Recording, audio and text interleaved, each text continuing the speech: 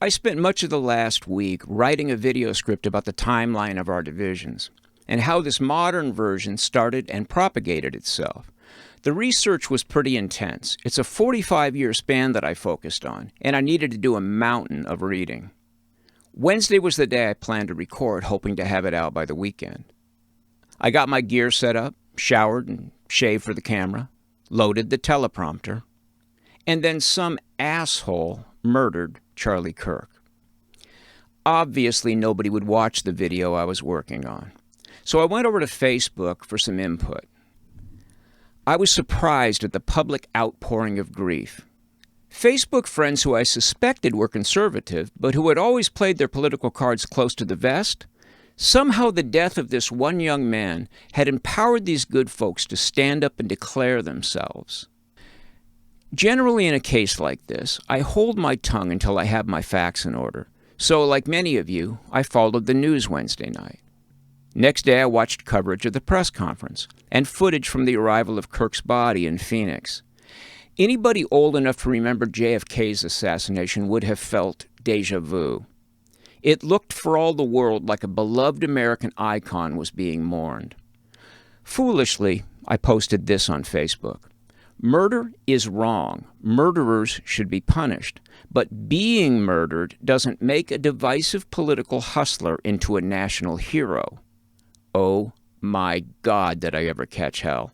I was even getting DMs from people I'd never heard of telling me that they'd pray for my soul. Clearly, I had missed something. My last taste of Charlie Kirk had been 6 months ago. He was the first guest on Gavin Newsom's podcast. I took that episode with me on a long walk that day. Frankly, I couldn't stand more than half an hour of it. I found Kirk to be as annoying as I had on other occasions.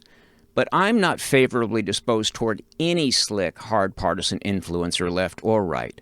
I'm biased against anybody whose wealth acquisition model is to spout rhetoric that keeps us pissed off at each other. I admit to that prejudice. Still, a cold-blooded murder that leaves young children fatherless and a whole country freaked out demands a little open-minded review. So I found that podcast and picked up where I'd left off. I spent an hour hiking the hills listening to Gavin Newsom's efforts to slow the steamroller of Charlie Kirk. His was a very agile mind, to be sure, reminiscent of Ben Shapiro in his ability to store and unleash torrents of factoids that may or may not be entirely true, but do overwhelm the opponent. Newsom kept saying, "I appreciate that perspective." Like 20 times he said that. He tried his damnedest to slow the pace and actually examine the countless points of disagreement that came up. He was looking for common ground, but Charlie wasn't having it. I mean, what would his fans think? Late in the discussion, Newsom thanked Kirk for keeping it civil, and they parted, neither man having moved the other even 1 inch.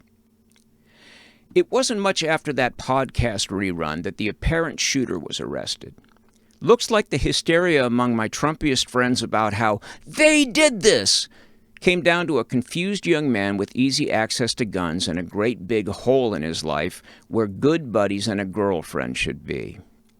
So I reminded my friends that using they-them pronouns to describe one person is a lefty thing.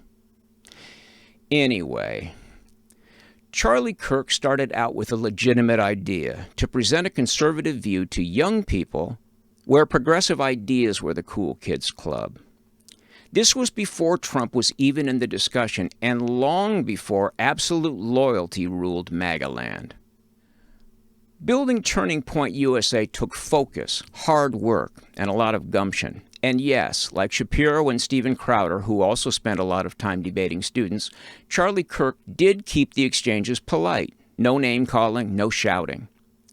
But I spent a lot of time in the national debate, and I know that these public forums on campus were largely about publicity and capturing footage to be edited and released on YouTube.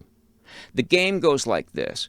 Right-wing influencer puts out a big sign with a provocative claim and the challenge to prove me wrong.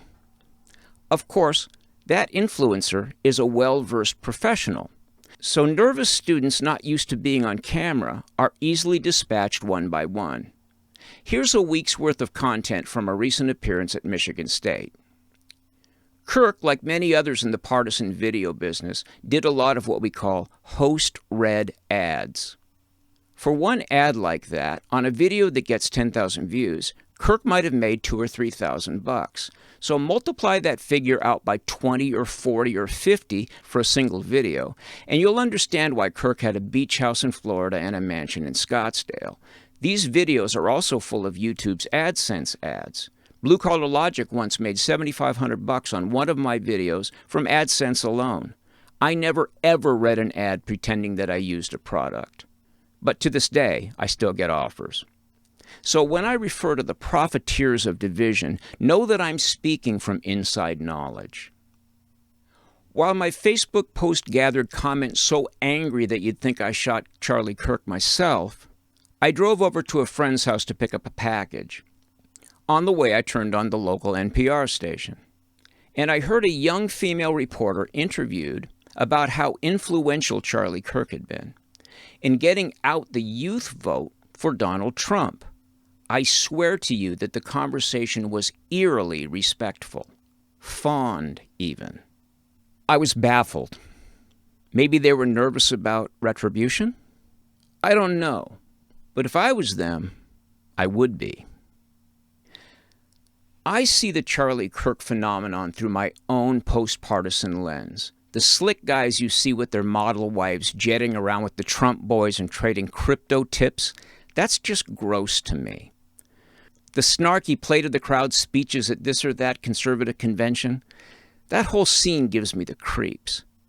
But by the time I was back home and cooking dinner, it occurred to me that something else was going on here that might be the silver lining to a very dark cloud event. Maybe the drama of this particular shooting will give it a unique power. The echo of Butler, Pennsylvania, but with a gusher of blood instead of a nicked ear. Another kid on another roof with another rifle. This has got to make us rethink our political hatred. The fact is that, however mixed his motives were, Charlie Kirk was showing up for civil debates where both sides were heard. Nobody feared Charlie Kirk. But we should all fear the animus that people like him can inspire in the lost and purposeless. Most of us don't have his talents and charisma and drive. His words were obviously powerful, kind of like a gun that you really ought not aim carelessly. Maybe, like in the NPR segment, Charlie Kirk will be remembered as an inspiring figure. Somebody who brought young Americans into the process while making civilized public debate seem normal. That would truly be a silver lining. America loves its celebrities. And as we did with John Lennon long ago, we are quick to forgive a famous person his sins when he is taken out by a lone gunman. So I won't push back too vigorously against those who lionize Charlie Kirk, and I'll hope that many good things come from this one very bad thing. Also that we remember the innocent shot up and killed in Minnesota a few months ago. We can do better. I know we can. Thanks for listening. Give me a like and leave me a comment.